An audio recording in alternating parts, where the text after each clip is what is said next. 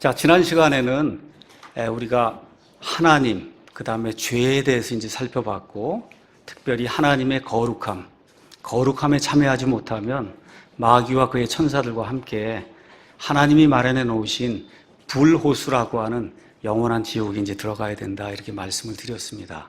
그래서 정말 이 땅에 태어난 사람이 지혜로운 사람이면 자기를 만든 하나님이 있다는 것, 그 하나님의 거룩함에 참여하는 그런 존재가 되어야 되고 작정을 하고 하나님을 구해야 된다는 것, 이런 것이 지혜로운 사람의 특징이라고 이제 말씀드렸습니다. 자, 그러면 타락한 이후에 사람의 상태가 어떠냐? 자, 하나님은 전지하시기 때문에, 모든 걸 아시기 때문에 자신이 만들어 온 사람이 마귀의 유혹을 받고 타락한다고 하는 사실 이미 알고 계셨어요. 그래서 영원전부터 사람을 구원할 그런 계획을 준비하셨어요. 그래서 창세기 여러분과 제가 가서 보시면 바로 아담과 이브가 타락하는 순간에 창세기 3장 15절 가서 보니까 하나님께서 여자의 씨를 통해서 인류를 구속하시겠다고 하는 그 여자의 씨가 메시아, 하나님의 일을 수행하는 하나님의 기름 부음을 받은 그리스도라고 성경이 이제 이야기하고 있습니다. 그래서 저와 여러분이 신구약 성경을 읽을 때 창세기부터 요한계시록까지 읽으면서 늘 그 생각을 하셔야 돼요. 하나님께서 메시아, 그리스도를 보내셔서 인간의 죄의 문제를 해결하시려고 하는구나. 그게 이제 우리 사람 편에서 볼 땐 가장 중요한 것이고, 하나님 편에서 볼 때는 마귀가 일으켜 놓은 이와 같은 그 혼동, 이거를 완전히 제거하시고 하나님의 거룩한 뜻이 온전히 서는 이와 같은 하나님의 왕국을 만드는 것. 그렇죠? 이것이 성경 전체가 이야기하는 그런 메시지구나, 이렇게 이야기하시면 되겠습니다. 아까 제가 거듭 강조해서 말씀드린 게 있어요. 마귀와의 이 갈등은 이미 끝난 일이에요, 여러분. 어떻게 창조물이 창조자하고 이렇게 겨루어서 이길 수가 있어요. 근데 이제 다만 그 각축장이 우리 인간이 살고 있는 이 세상이 됐다는 겁니다. 그렇기 때문에 우리 인간이 그 안에 살면서 마귀로 인한 각종 고통과 어려움과 갈등, 그렇죠? 마귀가 없으면 시험하는 자가 없기 때문에 하나님을 쉽게 믿을 수 있는 거예요. 그런데 너무나 시험하는 자가 강하게 역사하기 때문에 믿기가 어려운 이런 세상에 우리가 살면서 마귀가 가져다 놓은 온갖 시험을 저와 여러분이 지금 당하면서 지금 살고 있는 겁니다. 이 땅에 태어난 모든 사람은, 아담 이후에 태어난 모든 사람은 영적으로 죽은 존재로 태어난다 그랬습니다. 영과 육과 혼이 있는데 영적으로 죽은 상태로 태어난다. 우리 여병수 형제님이 설명해 준 것처럼 여러분, 이거 스마트폰입니다. 그렇죠? 이 스마트폰 개통하지 않아도, 내 거로 이제 갖고만 있으면 개통하지 않아도 여러분 이것 가지고 음악도 들을 수 있고 영화도 다운받아 볼 수 있고 이것 가지고 거의 모든 기능을 다 할 수 있어요. 그렇죠? 근데 뭐는 안 돼요? 통화가 안 되는 겁니다. 이거 개통을 하지 않으면, 개통이 뭐야? 통신사에 연결이 되지 않으면 저와 여러분이 아무리 좋은 스마트폰을 갖고 있어도 기본적인 기능은 다 됩니다, 이게. 근데 뭐가 안 돼요? 핵심 기능, 뭐예요? 의사소통하는 게 안 되는 거예요. 이 땅에 태어난 모든 사람은 개통되지 않은 스마트폰하고 똑같은 거 가서 보면 다 기능, 웬만한 거 다 해요. 누가 보면 참 아름답고 참 노래도 잘하고 정말 돈도 많이 벌고 모든 거 다 합니다. 계획도 짜고 정말 똑똑한 것 같고. 근데 기본 기능이 안 되는 거예요. 그 기본 기능은 뭐냐? 하나님이 사람을 만들었을 때 기본 핵심 기능은 하나님과 교통하는 사람이 되라는 거거든요. 하나님과 교통하는 사람이 되라는 거예요.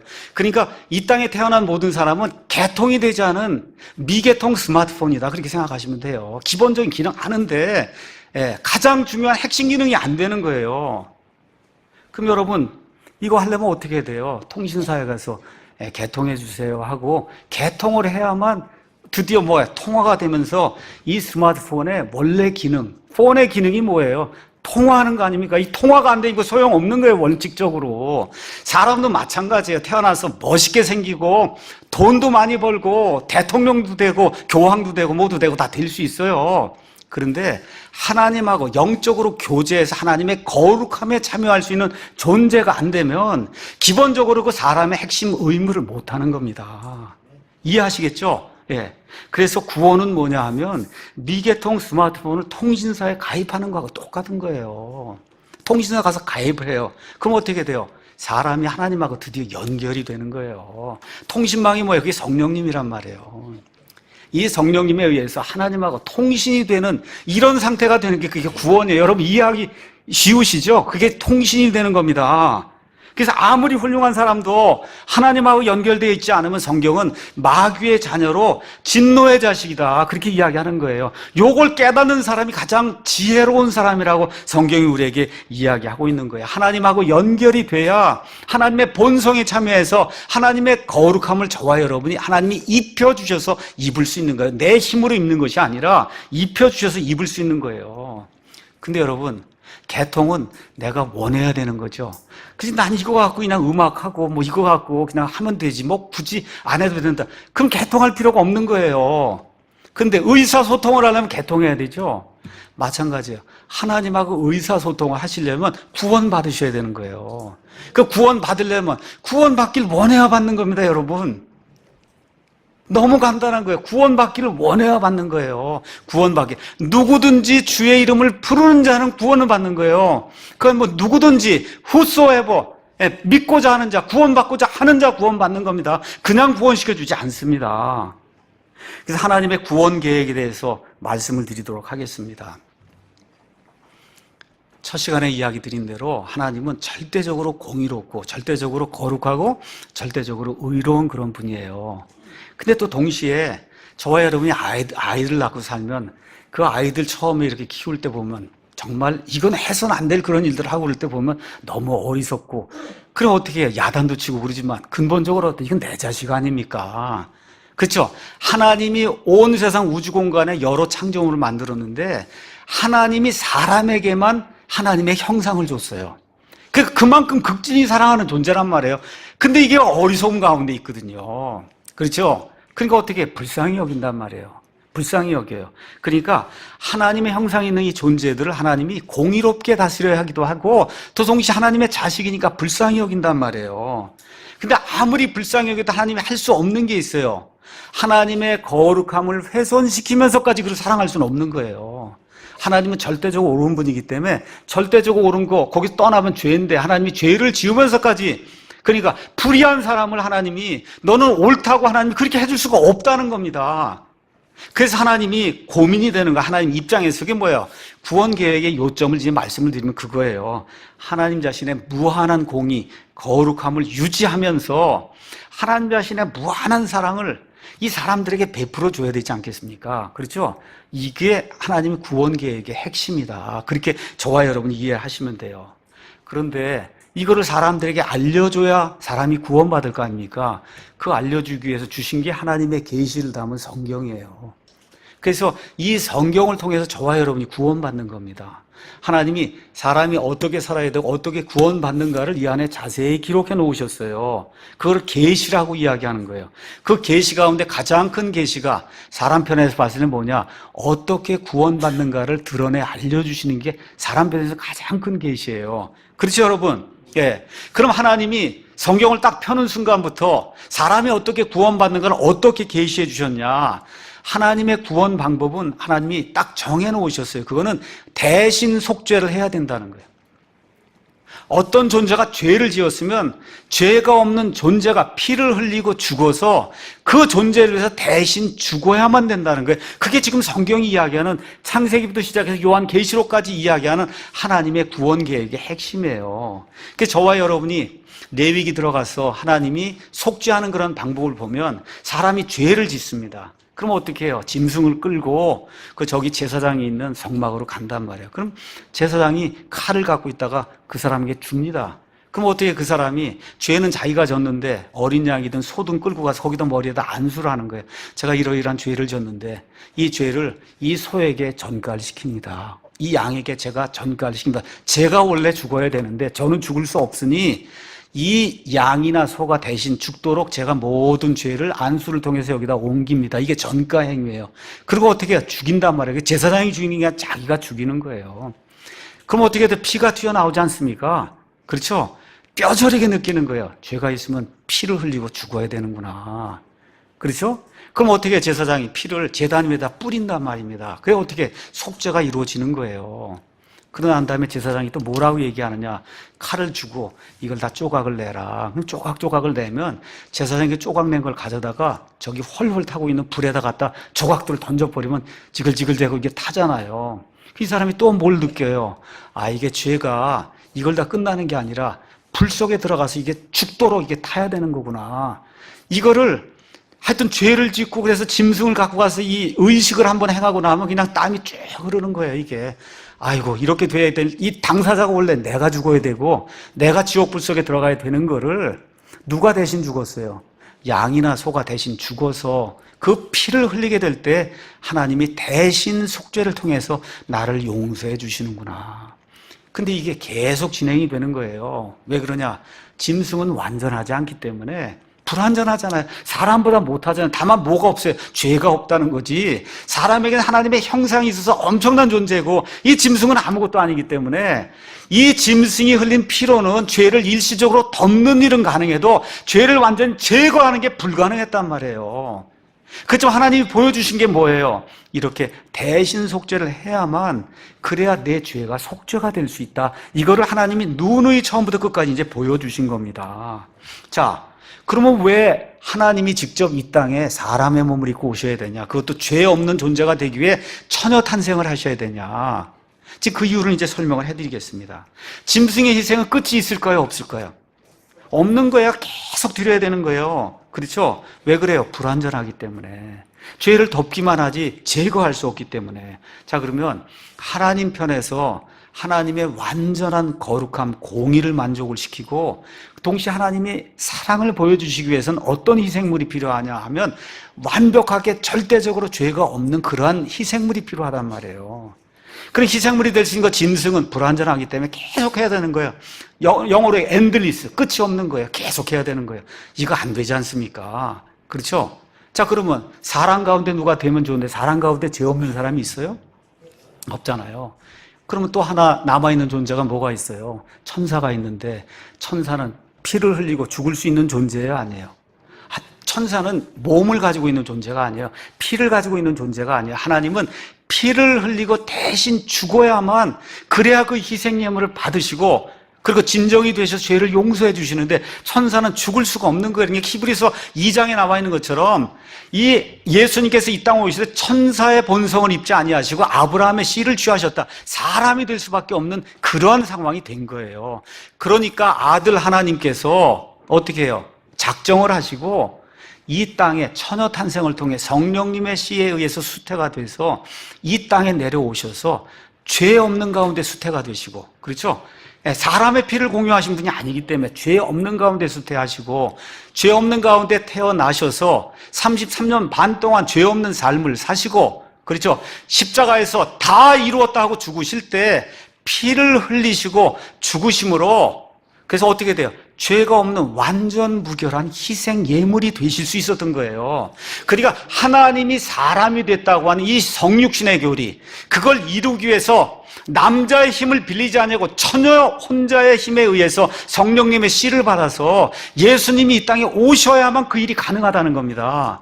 그래서 우리 예수님께서 성육신하신 하나님으로 죄가 없는 상태, 그 상태에서 이 땅에서 하나님의 모든 죄를 담당하신 십자가에서, 거기 가서 보니까 고린도후서 5장 21절에 하나님께서 죄를 알지 못한 그분을 우리를 위해 죄가 되게 하신 것은 그분 안에서 우리가 하나님의 의가 되게 하려 하십니다. 그렇게 기록이 되어 있는 거예요. 그래서 예수님 십자가에 죽으시면서 다 이루었다고 말씀하실 때 온 세상 모든 사람들의 죄가 예수님에게 놓여져서 예수님이 그 순간에 죄덩어리가 되셔서 하나님의 온갖 심판과 저주를 예수님이 다 담당을 하신 거예요.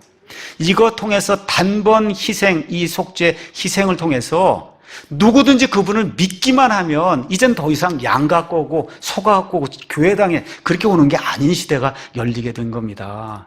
여러분 이해하셨죠? 왜 하나님이 이 땅에 오셔야만 됐는가? 그분이 바로 예수님인 겁니다. 자, 다시 한번 말씀드리겠습니다. 이렇게 단 한 번 죽으심으로 완전한 희생 예물이 되셔서 단번 속죄, 계속 예물 드리는 거 아니에요. 더 이상 제사장이 필요 없어요. 더 이상 제단이 필요가 없는 겁니다. 예수님이 단번에 한 번에 다 이루신 거예요. 우리 이 말씀을 중요하니까 히브리서 10장에 나와 있는 말씀 한번 읽어보도록 하겠습니다. 히브리서 10장 보도록 하겠습니다.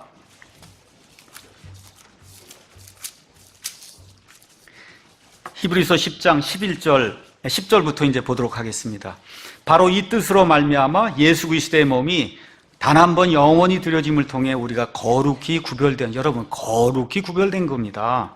제사장마다, 구약시대 제사장마다 날마다 서서 섬겨요. 일이 끝나지 않으니까 계속 서서 섬기는데, 그래서 자주 같은 희생물을 계속 드리는 거예요. 계속 드리는데 그것들은 결코 죄들을 제거할 수가 없다는 겁니다. 오직 이 사람 예수 그리스도는 죄들로 인해 한 희생물, 자기 몸을 영원히 피를 흘리고 죽으심으로 영원히 드리신 뒤에 드디어 하나님의 오른편에 가서 앉으셨어요. 앉았다는 건 뭐예요? 끝이 났다 그 얘기예요. 구약시대 제사장들은 설 수가 없어요. 이 안에, 성막 안에 들어가면 의자가 없습니다. 앉을 수 있는 데가 없어요. 예수님 모든 걸 다 끝냈으니까 드디어 어떻게 앉으셨단 말이에요. 그 이후부터 자기 원수들이 자기 발받침이 될 때까지, 하나님의 모든 계획이 이루어질 때까지 하나님 기다리신다. 그분께서는 거룩히 구별된 자들을 단 한 번 헌물을 드림으로 영원토록 완전하게 하셨느니라. 이렇게 이제 이야기하면서 17절에 내가 그들의 죄들과 불법들을 다시는 기억하지 아니하리라. 그래서 예수님의 단번 속죄를 믿으며 예수님이 십자가에 죽으실 때 나도 예수님과 함께 죽었고, 예수님 묻으셨을 때 나도 같이 묻혔다가 예수님 부활하실 때 나도 같이 부활했습니다 하는 이 예수님에 대한 신앙 고백을 하고 그걸 믿음으로 받아들인 그런 사람은 이 단번 속죄 희생을 통해서 영원 무궁토록 구원받는 그런 존재가 될 수 있다. 하나님께서 그 길을 마련해 주신 거예요. 그래서 죄로 인한 죽음의 문제를 종식시키기 위해 예수님이 마지막 하신 게 뭐예요? 부활하신 거예요. 여기 부활까지가 복음입니다. 그래서 고린도전서 15장에 이렇게 이제 복음에 대해서 이야기를 했습니다. 제가 읽어보겠습니다. 15장 1절에 또한 형제들아, 내가 너희에게 선포한 복음을 너희에게 밝히 알리노니 너희 역시 그 복음을 받았으며 또 그 가운데 서 있느니라. 너희가 만일 내가 너희에게 선포한 것을 기억하고 헛되지 아니하였으면 또한 그 복음으로 구원을 받았느니라. 그러니까 복음으로 구원을 받는다는 거예요. 그럼 복음이 뭐냐? 내가 또한 받은 것을 무엇보다 먼저 너희에게 전하였노니, 복음 이야기하는 겁니다. 그것은 곧 성경 기록대로 그리스도께서 우리의 죄들로 인해 몇 번 죽어요? 한 번 죽으시고 묻히셨다가 성경 기록대로 셋째 날 다시 살아나신 것, 하나님이 사람의 몸을 입고 이 땅에 오셔서 죄 없는 희생물이 돼서 단 한 번 피를 흘리고 죽으셨다가 묻히셨다가 사람의 죽음 문제를 종식시키기 위해서 무덤에서 부활하신 것, 이게 복음이란 말이에요. 거기 가서 보니까 뭐라고 써요? 너희 역시 그 복음으로 구원을 받았다는 거야. 그러니까 이거 공식을 외우라는 것이 아니라 그 복음 안에 들어있는 그 하나님이 어떤 분인가를 정확히 깨닫고 내가 어떤 존재인 걸 정확히 깨닫고 그 예수님이 나의 유일한 구원자시다. 예수님이 십자가에 죽으실 때 나도 같이 죽고, 예수님이 묻히셨을 때 같이 묻히셨고, 예수님이 부활하실 때 나도 같이 부활한 그런 존재라는 믿음의 공동, 이 고백을 할 수 있는 이런 사람이 구원받을 수 있는 거다. 이것이 성경의 복음이라고 이야기하고 있는 겁니다. 하나님께서 죄를 알지 못한 그분을 우리를 위해 죄가 되게 하셨다는 거예요. 이것은 우리가 그분 안에서, 예수 그리스도 안에서 하나님의 의, 그 의가 뭐예요? 거룩함이 되게 해준다는 겁니다. 그래서 구원받으면 베드로후서 1장에 나와 있는 것처럼 하나님의 본성에 참여하는 자가 되는 거예요. 여러분, 하나님의 본성에 참여한다고 하는 건 하나님은 아니지만 하나님하고 거의 비슷한 존재가 된다는 거예요. 영원 무궁토록. 그래서 로마서 8장에 우주 공간에 있는 모든 것들을 예수 그리스도와 함께 같이 공동으로 상속하는 공동 상속자가 되게 해주신다. 왜 그래요? 저도 여러분도 구원받으면 예수님처럼 하나님의 아들이 되는 거예요. 예수님은 하나님의 어떤 이 하나님과 유일하게 이렇게 돼 있는 그런 아들이고, 저와 여러분 양자 삼으심을 통해서 되는 그런 아들로서 공동 상속자가 되는 거다. 그렇게 이야기하고 있는 겁니다. 자, 그럼 어떻게 구원받느냐? 구원 방법에 대해서 잠깐 이야기하겠습니다. 에베소서 2장 8절 9절 가서 보니까 너희가 믿음을 통해 은혜로 구원을 받았나니 그것은 너희 자신에게서 난 것이 아니요 하나님의 선물이니라. 행위에서 난 것이 아니니 이것은 아무도 자랑하지 못하게 하려 함이라. 히브리서 11장 6절에 그러나 믿음이 없이는 하나님을 기쁘게 하지 못하나니 그분께 가는 자는 반드시 그분께서 계시는 것과 또 그분께서 부지런히 자신을 찾는 자들에게 보상해 주시는 분이심을 믿어야 하느니라. 그러니까 구원 받으시려면 방법이 뭐예요? 믿는 거. 믿는 거 외에는 없다는 거예요. 하나님과 하나님을 찾는 유일한 방법은 믿는 거밖에 없어요. 믿는 거. 그 이유가 뭐라 그래요? 아무도 자랑하지 못하게 하려 합니다. 그렇게 돼 있어요. 아무도. 사탄과 천사들, 타락한 천사들, 사람들이 하나님 앞에 지은 죄가 뭐라고요? 교만이란 말이에요. 교만이 뭐예요? 내가 할 수 있다는 거거든요. 구원도 내가 하면 할 수 있지 않습니까? 그게 행위 구원인 거예요. 내가 깨끗하게 살면 구원받지 않겠습니까? 하나님 뭐라? 안 된다는 거예요. 너와 나는 클래스가 다른 존재라는 거예요. 너와 나는 클래스가 다르다.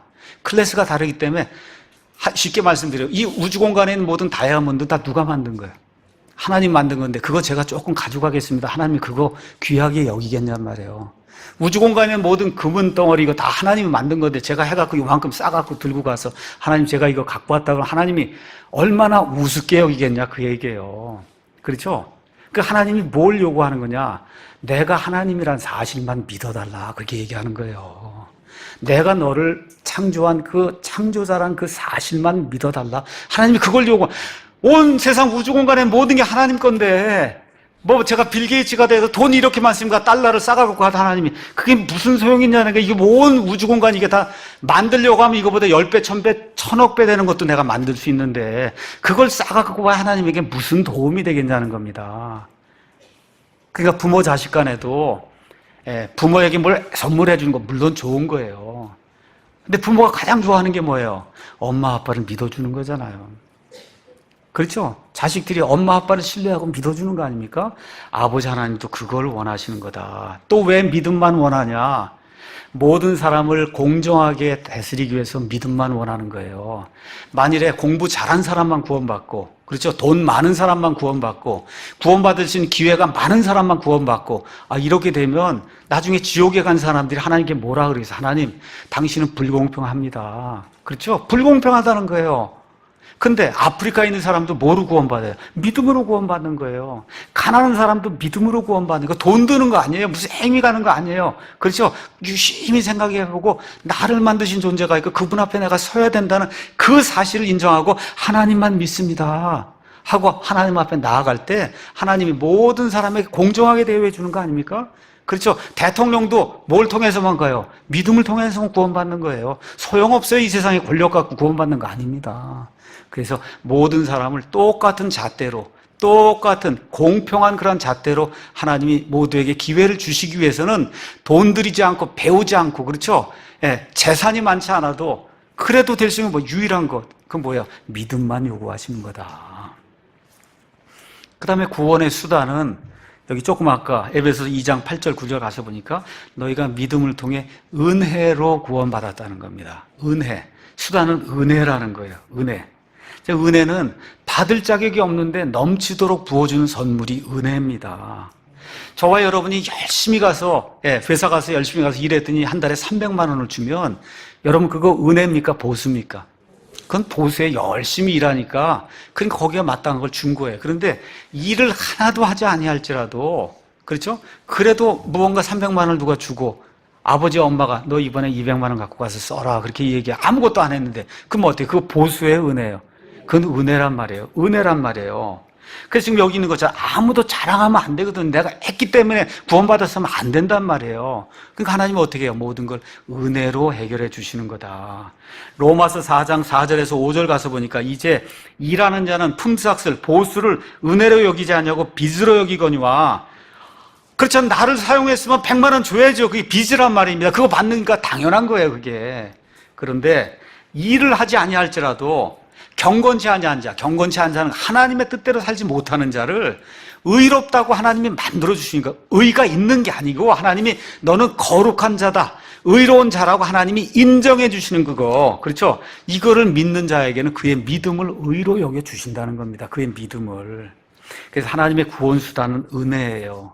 왜 은혜로 되느냐? 제가 여러 차례 말씀드렸지만 사람의 생명하고 상관이 있는 건 다 공짜로 주어지는 거예요. 여러분이 공기 다 공짜로 먹는 겁니다. 그렇죠? 햇빛 다 공짜로 받는 거예요. 여러분 햇빛이 10분만 딱 단절이 되면 다 얼어 죽습니다. 그렇게 해서 얼마를 살아요? 80년 사는 거예요. 저와 여러분 하나님의 은혜 다 공짜로 받고. 그러면 저와 여러분 앞으로 영원 무궁토록 사는 거를 1,000만 원 주고 살 수 있어요? 5억 주고 살 수 있어요? 10억 주고? 불가능한 거잖아요. 그러니까 우리 생명하고 상관이 있는 건 하나님이 다 공짜로 주는 거예요. 우리 주변에서 보세요. 공짜로 받는 거 너무너무 귀중한 건 다 공짜로 받는 겁니다. 그러니까 하나님과 영원한 생명을 나눈다고 하는 거, 그게 어떻게 인간의 힘을 가지고 인간의 수단을 가지고 방법을 가지고 그걸 구할 수가 있어요. 그러니까 하나님이 그거 아시고 뭐예요? 그냥 거저 가져라는 거예요. 거저. 믿음을 통해서 거저 가져라. 그러니까 구원은 거저 받는 겁니다. 거저 받는 거예요. 자, 이런 것도 이제 기억을 하시고, 세상 모든 종교는 행위로 구원받는 걸 가지신 거예요. 어떻게 해야? 선하게 살라는 거거든요. 여러분 얼마만큼 선하게 살아야 구원받느냐? 그건 안 가르쳐줘요. 뭐만 해요? 선하게 살라는 거예요. 그거 끝이 없는 겁니다. 끝이 없어요. 아무리 선하게 해서 하나님 볼 때는 뭐예요? 더러운 걸레 누더기라는 거 아닙니까? 마더 테레사가 아무리 공을 많이 써서 하나님 볼 땐 더러운 걸레 누더기라는 거예요. 이걸 들고 가서 하나님 제가 이거 했습니다. 그럼 하나님이 그래 지옥으로 가라. 그렇게 할 수밖에 없다는 거예요. 내 거룩함이 아니기 때문에. 사람이 만든 이런 걸 가지고 나하고는 살 수 없다. 나하고 너희는 어때요? 클래스가 다르단 말이에요. 나는 창조자고 너희는 창조물이기 때문에 나는 거룩하고 너희는 거룩하지 않기 때문에 내 거룩함을 갖고 들어와야 나하고 살 수 있다는 거예요. 이거를 잘 이해하는 사람이 지혜로운 사람이다. 성경이 그렇게 이야기하고 있는 겁니다.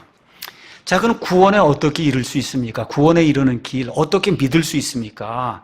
어떻게 믿을 수 있냐 하면 죄로 인한 곤고함을 분명하게 느껴야 되는 거예요. 내가 왜 이렇게 죄 가운데 살고 있는가? 정말 너무 힘들다. 그렇죠? 이 죄에 대한 곤고함이 없이 예수님을 믿고 구원받는다는 거의 불가능한 이야기예요. 다시 말씀드려, 내가 왜 이렇게 죄 가운데 살며 죄로 인해 번민하고 이 죄가 나를 사로잡아 나를 이렇게 어렵게 만드는가? 그래서 내가 죄인이라고 하는 것에 대한 깊은 성찰이 필요한 거예요. 내가 왜 죄를 짓는가? 근데 성경은 뭐라 그래? 죄인이기 때문에 죄를 짓는다 그러잖아요. 이걸 깨달아 알아야 되는 거예요. 그렇죠? 그래서 내가 죄를 짓는 이유와 내가 정말 태어날 때부터 죄인이기 때문에 어쩔 수 없이 죄를 짓는다는 거, 이거를 내가 인지를 하고 지옥 불속으로 향하던 그 길에서 180도 돌이켜서 하나님 쪽을 이렇게 바라보는 게 이게 성경이 이야기하는 회개예요. 회개는 의지가 작동해야 되는 거, 울지 않아도 되는 거예요, 여러분. 의지가 작동해서 마음을 바꾸고 마음을 바꾼 이후에 발걸음이 떨어져서 하나님께로 행동이 나타나서 180도 돌이키는 그 일이 있을 때 누구를 찾을 수 있어요? 그럼 나를 누가 구원해 줄 수 있는가를 찾을 수 있는 거예요. 그래서 첫 걸음이 뭐냐? 회개예요. 그래서 마태복음 9장 13절에 예수님이 오신 목적을 이렇게 표현했습니다. 나는 의로운 자들을 부르러 오니 아니하고 죄인들을 불러 회개하게 하려고 왔노라. 믿습니까, 여러분? 하나님이 찾는 건 의로운 사람이 아니에요. 이게 복된 소식이에요. 의로운 사람을 찾으면 저는 불합격자입니다. 여러분 어떠세요? 의로운 사람을 찾으면 불합격자예요. 근데 다행히 하나님이 죄인을 찾는다니까 얼마나 기뻐요. 근데 부르는 데 끝이는 게 아니라 불러서 어디에 이르게 해요? 회개에 이르게 하려고 예수님이 오셨다. 침례자 요한이 마태복음 3장에 나오면서 외치는 음성이 뭐예요? 회개하라, 하늘의 왕국이 가까이 왔느니라. 예수님 공생이 시작하면서 외치는 음성이 뭐예요? 회개하라, 하늘의 왕국이 가까이 왔느니라. 하나님이 가장 기뻐하시는 행위가 회개라고 성경이 우리에게 이야기를 해주고 있는 겁니다. 그 회개 가운데 뭐 죄를 뉘우치는 게 다 회개인데, 회개 가운데 일생에 단 한 번 일어나는 회개가 있어요.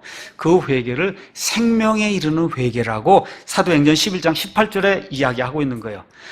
지옥 불속을 향해 가다가 내가 이런 악한 존재인 걸 깨닫고 그리고 어떻게 해요? 하나님께로 돌이켜야 되겠구나 하고 하나님께로 돌이키는 그 일생에 한 번 일어나는 그 회개, 그 생명의 회개가 있어야 예수 그리스도를 믿을 수가 있다고 성경이 우리에게 이야기해 주는 겁니다.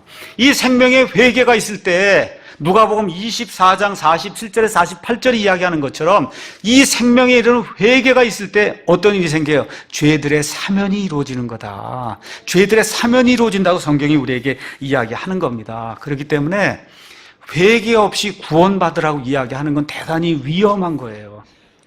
회개와 믿음이 있어야 되는 겁니다. 그러니까 사형리다 뭐다 이렇게 해서 이렇게 읽어주고 10분 있다가 저와 같이 죄인의 기도를 드리면 구원받을 수 있습니다. 이거 대단히 위험한 거예요. 대단히 위험한 거. 복음을 그렇게 전하면 안 됩니다. 여러분, 내 힘으로 사람을 구원시키려고 하면 안 돼요. 제가 오늘 여러분에게 구원의 메시지를 전달합니다. 최선을 다해 전달해요. 진지하게 전달해요. 그럼에도 불구하고 내 말을 통해 구원받는 거 아닙니다. 하나님의 영께서 함께 하셔서 구원받고자 하는 그 심령을 이렇게 보시고 탁 치시는 그 순간에 살아나는 거예요. 제가 구분할 수 없는 거예요. 저와 여러분이 구분할 수 없는 그 본인과 하나님만 아는 그런 일이 발생을 하는 겁니다. 그 일이 생기려면 철저한 회개가 필요한 거예요. 철저한 회개. 그럼 회개를 하려면 어떤 일이 필요하냐? 깊이 생각해 봐야 되는 거예요. 나는 누구인가? 어디에서 왔는가?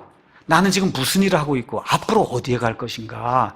여기에 대해 깊이 생각하는 사람이 깊은 회개를 하게 되고 깊은 회개를 해야 하나님과의 관계가 깊은 관계가 될 수 있는 거예요. 그러니까 회개가 깊어야 그래야 하나님을 뜨겁게 사랑할 수 있는 거예요. 회개가 깊지 않으면 그러면 구원 받았는지 안 받았는지 그 생활에 변화가 나타나지 않는 거예요. 근데 회개는 사람들이 가장 듣기 싫어하는 말입니다. 회개해라 그러면 사람이 가장 듣기 싫어해요. 그래서 사형리도 원래 오형리였어요. 처음에가 뭐예요? 첫 번째 원리가 당신은 죄인입니다. 이 얘기하니까 싫으니까 그걸 빼버리고 첫 번째 뭐로 만드세요? 하나님은 당신을 사랑하십니다부터 시작을 하는 거거든요. 그거는 잘못된 복음이에요. 그거 안 되는 겁니다. 저와 여러분이 철저하게 하나님 앞에 나가서 죄를 고백해야 될 수밖에 없는 이 존재란 사실을 인식해야 하나님이 나를 구원하실 수 있는 분이라는 그 다음 원리가 나오는 건데 그거 이야기하면 사람들이 듣기 싫어하니까 하나님은 당신을 사랑하십니다. 일이 잘 됩니다. 직장 생활에 문제가 없습니다. 예수님 믿으면 축복이 넘칩니다. 이렇게 하고 복음을 전하니까 이게 사탕발림이고 이렇게 해서 구원받는 일은 성경적으로 대단히 희귀한 일입니다. 그런 일은 거의 있을 수 없는 거예요. 그래서 성경에는 일생에 단 한 번 일어나는 생명에 이르는 그런 회개가 있고 그 이후에 구원받은 자라도 죄를 지을 때 요한계시록 2장 3장에 그 교회에게 주신 그런 말씀 가서 보면 계속해서 내 죄를 인지하고 하나님 앞에 이것을 회개해야 된다고 성경이 이야기하고 있습니다. 그래서 사도 바울은 구원받는 이 복음 사역을 하면서 사도행전 20장 22절에 자기가 30년이고 구원 사역을 한 걸 이렇게 요약을 했어요. 하나님을 향한 회개와 예수님을 향한 믿음이다. 하나님을 향해 돌이켜서 누구를 바라봐야 돼? 예수님을 바라보는 거. 그렇죠? 그래서 그 회개와 믿음 이 두 가지가 역사할 때 그래서 그 사람이 구원받을 수 있는 거다. 자, 구원 이후의 성화에 대해서 잠시 말씀드리겠습니다. 어떤 사람이 구원받으면 특히 이제 남편과 아내 중에 이제 한 사람이 구원받으면 그 구원받은 당사자가 순식간에 예수님이 될 걸로 이렇게 착각하시는 그런 분들이 있어요. 여러분, 그런 일 생기지 않습니다. 사람이 그냥 180도 구원받는 그 순간에 그냥 180도 예수님처럼 온유하고 예수님처럼 이런 사람으로 바뀌지 않아요. 그런데 중요한 게 있어요. 예수님의 생명이 들어가면 반드시 예수님의 삶이 나오게 돼 있어요. 그게 천천히 나오더라도 나오게 돼 있습니다. 다시 말씀드려, 변화가 없으면 구원받지 않은 거예요. 제가 여러분에게 분명히 말씀드릴게요. 나무는 그 열매로 안다 그랬습니다. 구원받았으면 예수님의 생명이 들어갔으면 예수님의 삶이 나오는 거예요. 영어로 생명이 life예요. 그렇죠? 삶도 life예요. life에서 life가 나오는 거예요. 돼지가 왜 그렇게 진창에서 뒹구냐? 돼지의 생명이, 뒹구는 그런 생명이 들어있기 때문에 진창에서 뒹구는 삶이 life가 나오는 거예요. 여러분 이해하시겠죠? 예, 우리가 옛사람 안에 이렇게 살 땐 우리의 생명이 우리를 이렇게 지배해서 아담의 생명이 지배했기 때문에 이 아담의 삶의 모습이 나왔는데 예수 그리스도의 생명이 쑥 들어가서 둘째 아담이 들어가게 되면 둘째 아담의 지배를 받게 될 때 둘째 아담의 삶이 나오게 돼 있는 거예요. 자, 그래서 에베소서 2장 10절에 가서 보니까 이제 구원받은 다음 얘기입니다. 우리는 그분의 작품이요. 하나님 만들어 놓은 거예요. 그리스도 예수 안에서 선한 행위를 하도록 창조된 자들이니라. 그러니까 구원받은 이후에는 하나님이 기뻐하는 선한 행위가 반드시 나와야 된다는 거예요. 하나님께서 선한 행위를 미리 정해 놓으셨어요. 구원받은 사람이 이런 선한 행위가 나와야 된다. 다시 말씀드립니다. 선한 행위를 통해 구원받을 사람 아무도 없습니다. 아무도 없습니다. 근데 구원받은 이후에는 하나님이 미리 정해 놓으신 선한 행위가 우리의 삶 속을 통해서 나와야 된다는 거예요. 그것은 우리가 그 행위들 가운데서 걷게 하려 합니다. 구원받은 이후에는 이 땅에 몸을 갖고 있으면 죽을 때까지 어때요? 선한 행위들을 하며 선한 행위를 통해 사는 그런 사람이 돼야 돼. 그게 그리스도인이다. 그렇게 이야기하는 겁니다. 우리 아이들 잘 들어야 돼요. 구원받으면 어머니 아버지에게 순종하는 일이 생겨야 돼요. 순종하는 일. 단역하는 일을 하고 이렇게 했는데 구원받으면 딱 나타난 징조가 뭐냐? 어머니 아버지에게 순종하는 일이 생겨야 돼요. 순종하는 일. 남편과 아내가 더 사랑하는 일이 생겨야 돼요. 이거 구원받았는데 날이 갈수록 이렇게 관계가 이렇게 벌어지기 시작하면 그 한번 구원받았나? 다시 한번 생각해 보셔야 돼요. 사회생활에 변화가 있어야 돼요. 사회생활에. 교회 생활에 변화가 있어야 돼요. 제가 다시 말씀드립니다. 반드시 변화가 있어야 돼요. 그 변화 중에 가장 큰 변화가 뭐냐? 세계관이 달라져야 돼요. 세상을 보는 관이 달라져야 되는 거예요. 인생관이 달라져야 되는 거예요. 직업관이 달라져야 되는 거예요. 열심히 살고 즐겁게 살 때 하나님의 뜻 안에서 살아야 되겠다는 이 마음이 머릿속에 확 들어가서 이 일을 하거나 저 일을 하거나 무슨 일을 할 때 하나님이 기뻐하실까 아니야 하실까를 판단하고 사는 그런 존재로 바뀌게 되는 겁니다. 이런 가운데 우리 사람이 볼 때 나타나는 가장 큰 변화가 있어요. 그것은 뭐냐 하면 말씀에 대한 갈망이 큰 거예요. 여러분 아기를 낳아요. 아기를 낳는데 아기가 가장 필요로 하는 게 뭡니까? 젖이죠.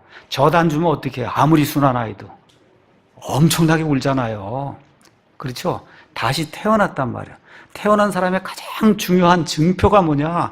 말씀 듣기를 좋아하고 말씀 읽기를 좋아하는 거예요. 그와 동시에 뭐가 있어요? 같은 생명을 가진 사람들과 같이 삶을 나누기 위해서 교회에 가야 되겠다고 하는 좋은 교회를 찾아야 되겠다는 갈망이 그 사람 속에 드러나는 겁니다. 이게 구원받은 사람들에게 나타나는, 외적으로 나타나는 가장 큰 표징이에요. 아이들은 엄마 아빠 말씀 잘 듣는 게 그게 표징이에요. 학교 공부 열심히 하고 하는 게 그게 표징이에요. 구원받은 사람들의. 어른들은 성경 말씀을, 아이들도 중학교 이상 되면 성경 말씀을 사랑하고 성경 말씀이 꿀처럼 느껴지고 설교를 듣기 좋아하고 이 사람들하고 같이 사귀어야 되겠다. 이 거룩함이 있는 사람들하고 같이 사귀어야 되겠다는 이 갈망이 늘어나서 꼭 예배드리러 오는 이 시간이 기억이 되고 여기 오고 싶은 그런 마음이 생기면 구원받은 사람이 일단 증표가 나타나는 거다. 구원의 영원한 안전보장에 대해서 잠깐 설명하겠습니다. 자, 성경적으로 하나님께로 회개하고 나의 유일한 구원자는 예수님이시다 하고 예수님을 믿음으로 이제 구원받으면 성경이 뭐라고 돼 있냐? 우리 몸이 구속을 받을 때까지 성령님이 우리를 봉인하신다 그랬어요. 이 자루 안에 우리를 쑥 집어넣고 그리고 그걸 둘둘 말아. 이게 봉인이에요. 이 세상 우주 공간에 성령님보다 더 힘이 센 존재가 있습니까? 없습니까? 없어요. 저도 못 뺏어요. 거기서 나갈 수가 없어요. 마귀도 못 뺏어가요. 이거를 성경은 구원의 영원한 안전보장이다. 그렇게 얘기해요. 이걸 다른 식으로 표현하면 한 번 구원은 영원한 구원이다. 그렇게 이야기하는 겁니다. 이거 이야기하니까 또 어떤 분들이 이의를 제기합니다. 제가 이야기하면 사람들이 안 믿어요. 제가 별 볼 일 없는 존재라. 그래서 여러분이 존 파이퍼, 그 다음에 존 메가더 해서 유튜브에 가셔서 거기 가서 존 파이퍼 이렇게 쓰고 거듭난 그리스도인이 구원을 이룰 수 있습니까? 라고 한번 쳐보시면 그 유명한 존 파이퍼 목사님이 never 결코 이룰 수 없다. never. 하나님이 봉인한 걸 누가 풀어낼 수 있어요? 가서 한번 보세요. 그 존 파이퍼 목사님의 그 열정적으로 never 하는 거 한번 보시면 얼마나 강력하게 하나님의 영께서 이걸 봉인하고 있는지 불가능하다는 거예요. 여러분, 불가능한 겁니다. 존 파이퍼 이렇게 쓰시고 구원의 영원한 안전보장 이렇게 쳐보세요. 그러면 그 목사님께서 얼마나 강력하게 그 일은 불가능하다 이야기하는 거 볼 수 있어요. 다시 말씀드립니다. 피상적으로 구원 암기하는 거 말고, 여러분, 구원 공식 외우는 거 말고, 그런 거 말고요. 성경이 이야기하는 대로 예수님만, 내가 죄인이라는 사실이 뼈저리게 느껴지고, 그래서 예수님만이 유일한 구원자라는 사실이 느껴지고, 그 예수님이 흘려주신 그 피로 말미암아 저 하늘나라에 지금 내가 죽어도 한 자리가 나를 위해 예비되었던 이 사실이 확실한 거, 이거 영원 무궁토록 마귀도 빼앗아갈 수 없는 영원한 구원의 이 안전보장이라는 거, 이거 확실한 겁니다. 그래서 히브리서 7장 25절에 그러므로 그분 예수님께서 항상 살아계셔서 그들을 위해 중보하심을, 저와 여러분의 중보하심을 보건대 그분은 또한 자기를 통하여 하나님께 나오는 자들을 끝까지 구원하실 수 있느니라. 믿습니까, 여러분? 저와 여러분이 우리 자신의 구원에 이 책임을 지는 게 아니라 예수님이 끝까지 구원해 주시는 거예요. 구원 시작도 예수님이시고 끝까지 마무리해 주신 것도 예수님이기 때문에 구원의 영원한 안전보장이 우리에게 있다는 거 꼭 기억하시기 바랍니다. 자, 구원받은 날짜가 있느냐 없느냐. 여러분, 구원받은 날짜는 누구에게나 다 있는 거예요. 구원받은 날짜가 없으면 구원 못 받은 겁니다, 여러분. 여러분, 여기 다 왜 있어요? 다 여기 태어난 날짜가 있으니까 지금 여기 있는 거예요. 그래서 구원받은 날짜, 있는 거, 그게 반드시 있어야 되는 거예요. 누구에게나. 그런데 그거를 아느냐 모르느냐는 중요한 게 아니에요. 여러분에게 말씀드릴게요. 자, 데살로니가 사람들에게 사도 바울이 들어갔어요. 하나님의 말씀을 전했어요. 데살로니가 사람들이 어떤 일을 하는 사람이냐? 커다란 금우상 이런 거 만들어 여기 가서 절하던 사람이야. 들어가서 사도 바울이 하나님의 말씀을 전달하고 나니까 이게 다 가짜구나 알게 된 거예요. 이게 다 가짜였구나. 그렇죠. 그래서 어떻게 이 우상들을 버리고 하나님께로 돌아서서 그래서 하나님이 마련해 주신 유일한 구원자 예수님을 받아들였어요. 그날이 있었단 말이에요. 여러분, 이렇게 악한 일을 하던 존재가 돌아서면 그날을 어떻게 잊을 수 있어요? 그렇죠? 그럼 어떻게 해요? 언제 돌아섰다? 이야기할 수 있는 거예요.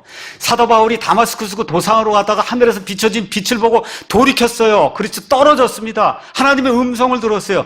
이거 듣고 나서 나 그날 모릅니다. 그럼 그 이상한 거죠. 그렇죠? 그래서 대개 성인이 되고 또 특히 성인들 가운데 악한 일을 많이 하다가 그래서 하나님의 은혜를 이렇게 돌이키는 그런 경험을 한 사람들은 그날을 잊어버릴 수 없는 거예요. 그런데 기독교 가정에서 태어나서 디모데처럼 기독교 가정에서 태어나서 하나님의 말씀에 젖어서 사는 거예요. 그렇죠? 이렇게 사는 가운데 내가 죄인이라는 깨닫고, 그렇죠? 그래서 예수님만이 나의 구원자라고 아는 그런 사람도 많이 있는 거예요. 이런 사람들에게 언제 구원받았냐? 그 날짜 모릅니다. 근데 내가 아는 게 중요한 게 아니에요. 누가 하셔야 돼요? 하나님이 아시는 게 중요한 거다. 그리고 인간편에서 가장 중요한 것은 뭐냐? 몇 월, 며칠, 몇 시에 구원받았던 날짜라는 게 중요한 게 아니라 지금 이 시간 내가 그분 안에 있다는 확신을 갖는 게 중요한 겁니다. 성도의 표징이 있냐는 말이에요. 구원받은 사람의 표징이 있냐. 죄를 멀리하고 점점 더 거룩해지려고 하는 그런 욕망이 있는가. 구원받기 전에 죄를 요만큼 미워했어요. 구원받은 이후에는 날마다 죄를 이만큼 이렇게 미워해야 되는 거예요. 그래서 구원받은 이후에는 요만한 죄를 져도 자꾸 마음이 거리끼는 그런 현상이 점점 증가해야 그래야 구원받은 사람인 겁니다. 그래서 결국 주님을 섬기려고 하는 마음이 있는가? 주님의 몸된 교회를 섬기려고 하는 마음이 있는가? 하나님의 일을 위해서 희생하려고 하는 그런 마음이 있는가? 모이고 싶어하는 그런 마음이 있는가? 이게 자꾸 늘어나면 구원받은 겁니다. 그게 날짜는 몰라도. 마지막으로 천국에 대한 확실한 소망이 매일같이 늘어나는가? 예수님 재림하신다는 소식 들으니까 이제 살만한데 지금 오시면 어떡합니까? 이렇게 얘기하면 안 되잖아요. 그렇죠? 언제든지 내가 무슨 일을 하고 있든지 언제든지 오시는 거 환영합니다. 예수님을 맞아들이셔야 되는 거예요. 이런 일들이 우리 가운데 넘치면 구원받은 거 아니겠습니까? 그래서 구원 날짜는 아는데 성품의 변화가 없어요. 이거 뭐야? 구원을 암기식으로 받은 거거든요. 성품의 변화가 전혀 없어요. 구원받은 이에 어떻게 살아도 하나님이 다 용서해 주신다. 이건 마귀의 말입니다.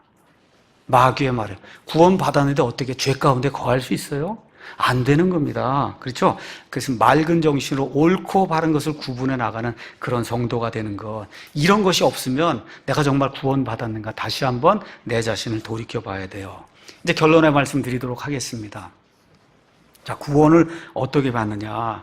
첫 번째, 필요성을 느껴야 받는 거예요. 많은 분들이 저한테 와서 이분 좀 구원 상담 좀 해달라고. 이 사람 구원 받으려고 하지도 않는 데서 구원 상담 해달라고 그러면 제가 안 합니다. 구원 받을 마음이 없는데 옆에 사람이 와서 구원 받으라고 얘기하면 그 구원 받겠어요? 맞죠, 여러분? 본인이 원해야 되는 거예요. 본인이 원해야 된다. 그 본인이 원하려면 가장 중요한 게 뭐냐? 내가 만들어진 존재인가? 원숭이에서 나온 존재인가? 이거 하나만 딱 확인해 보시고, 원숭이에서 나온 존재로 생각이 되면 구원 못 받습니다. 아메바에서 내가 나왔다 그러면 나중에 아메바가 되는 건데 구원 받을 필요가 뭐 있어요? 그게 아니라 나는 하나님의 형상으로 하나님이 직접 특별 설계를 통해 만들어서 목적이시 이 땅에 태어난 존재다. 이 생각이 들면 구원 받으셔야 돼요. 그렇죠? 두 번째, 그거 하고 난 다음에 이걸 보니까 내가 죄를 지을 수밖에 없는 그런 존재라는 거, 이거를 깨닫고 이대로 살다간 지옥 불 속에 들어갈 수밖에, 하나님의 거룩함에 떠날 수밖에 없구나 하고 돌이키는 회개의 역사가 있어야 돼요. 그렇죠? 죄에 대한 탄식이 있어야 되는 거예요. 그래서 이게 첫 번째 단계, 두 번째 단계를 위해서 깊은 사유가 있어야 되는 거예요. 많이 생각해 봐야 되는 거예요. 그게 그냥 공식 외우듯이 해갖고 10분, 20분 해주고 구원받으라고 그러고 있을 수 없는 겁니다. 일주일 동안 뭐 해야지만 꼭 구원받는다. 그런 거 있을 수 없는 거예요. 단 한 번을 듣더라도 정말 내 마음속에, 그렇죠, 갈급한 심령에서 돌이키려고 하는 마음이 있는 가운데 들으면 일주일 코스 안에도 구원받을 수 있는 거예요. 우리 예수님이 사람들 구원시킨 내용이 복음서에 여러 개 기록이 되어 있어요. 여러분 다 똑같습니까? 다 다릅니까? 방법이 다 다른 거예요. 사람의 사정이 다르고 필요가 다르고 그 사람의 환경이 다르기 때문에 그 사람에게 접근하는 그런 모든 방법이 다 다른 거지, 천편일률적으로 똑같이 카세트처럼 외워갖고 구원받는 건 구원 암기해서 받는 거지 구원받는 것이 아닐 가능성이 크다. 그러니까 깊이 내가 어떤 존재인가, 하나님 앞에 내가 지금 어떤 상태로 서 있는가에 대한 깊은 성찰이 필요한 겁니다. 이렇게 되고 나서 확실해졌단 말이에요.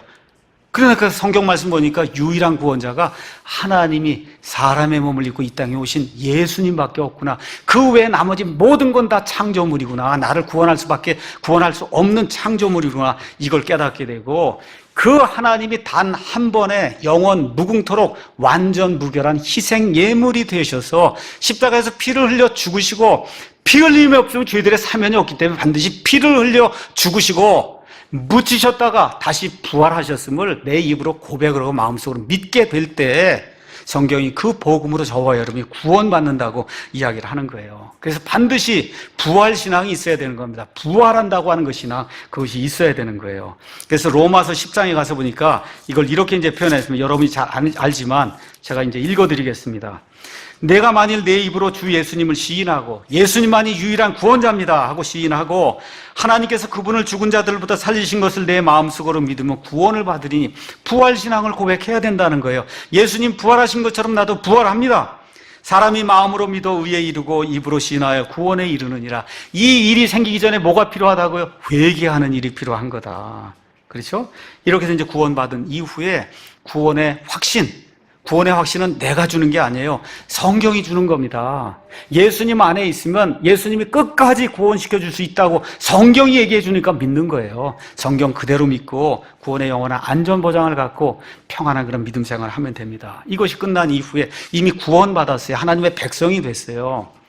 그러면 나타나는 현상이 뭐라고요?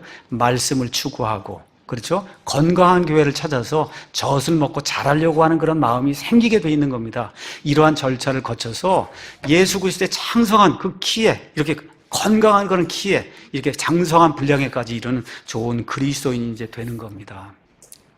여러분, 이제 물건 사실 때 G마켓이고 들어가서 이렇게 딱 치면은 하나는 1,500원, 하나는 1,550원. 그냥 50원 하는 거 그냥 그거 하려고 시간을 쓰고 해서 10분 써갖고 해서 50원을 세이브 한단 말이야. 그렇죠? 저도 그렇게 해요. 예. 그런데 기차 이제 역에 가면 저도 이제 기차를 타고 다니거든요. 가면 막 손사까지 뛰어가는 사람이 있어요. 가서 보니까 기차가 오려고 그러는 거예요. 그거 어떻게 이걸 놓치면 15분 기다려야 된다. 그래서 50원 세이브 하려고 15분 절약하기 위해서 그냥 애를 쓰고 전력 질주를 하잖아요. 그렇죠? 영원한 세상이 있다고 할 때 그걸 위해서 전력 질주를 안 하면 그거는 구원받으려고는 마음이 없는 거예요. 한번 내 마음에 정말 나는 영원한 하나님의 형상을 가지고 영원히 사는 그런 존재로, 그래서 영원한 세상을 사모한다고 하면 그거에 대해 전력 질주하는 사람이 돼야 돼요. 찾아보려고 노력하는 사람이 돼야 돼요. 그것이 지혜로운 사람이다. 성경이 그렇게 이야기하는 겁니다. 그래서 오늘 바라기는 우리 사랑 침례교회 오늘 이제 아침에 오셔서 세미나 들은 모든 분들 가운데 성령님의 충만함이 넘쳐서 회개하고 믿음을 가지고 그래서 하나님의 모든 아들, 딸들이 되는 아름다운 복이 임하기를 예수님의 이름으로 기도합니다.